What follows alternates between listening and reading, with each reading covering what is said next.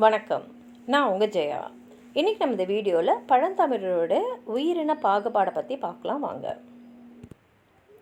இயற்கையோடு இயந்து வாழ்ந்த பழந்தமிழர்கள் சூழலில் அவங்கள சார்ந்து இருந்த வாழ்வியலை அவங்களுடைய இலக்கியங்களை பதிவு செஞ்சுருக்காங்க.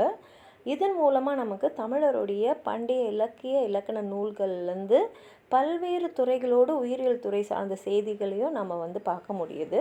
இதுக்குள்ளே பார்த்திங்கன்னா அவங்க உயிரினங்களில் இருக்கக்கூடிய பாகுபாடு, தாவரங்கள், விலங்குகள், பறவைகள், புழு பூச்சினங்கள் குறித்த பல செய்திகளும் இதில் அடங்கியிருக்கு. குறிப்பாக உயிரினங்களுடைய உடற்கூறியல், சிறப்பியல்புகள், தனித்தவ செயல்பாடுகள், வாழ்வியல் முறைகள், இது போன்ற உயிரின பாகுபாடு குறித்த பதிவுகளும் இந்த இலக்கியத்தில் காணப்படுது. உலகம் ஏற்று வியக்கக்கூடியவை இந்த விஷயங்கள்லாம்.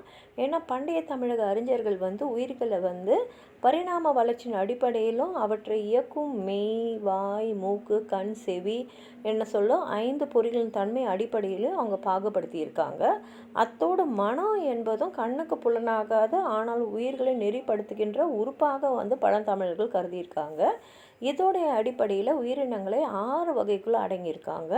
தொல் அறிஞர்கள் அறிந்து நெறிப்படுத்திய இந்த கருத்தினை தொல்காப்பியர் ஓரறிவு உயிர் முதற்கொண்டு 6 உயிர் ஈராக 6 வகையில் உலகத்தில் உள்ள எல்லா உயிர்களையும் அடக்கி காட்டுறாரு.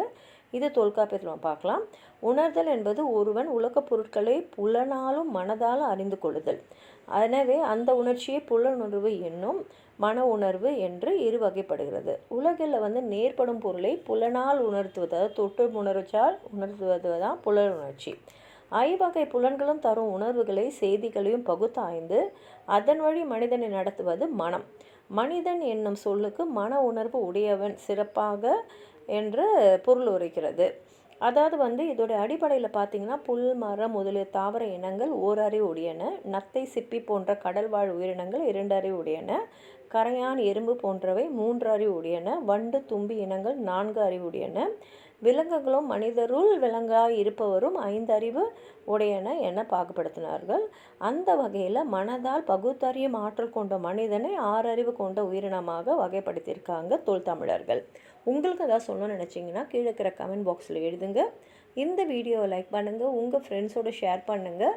சப்ஸ்கிரைப் பண்ணாதவங்களாம் ப்ளீஸ் சப்ஸ்கிரைப் பண்ணி சப்போர்ட் பண்ணுங்கள். நன்றி.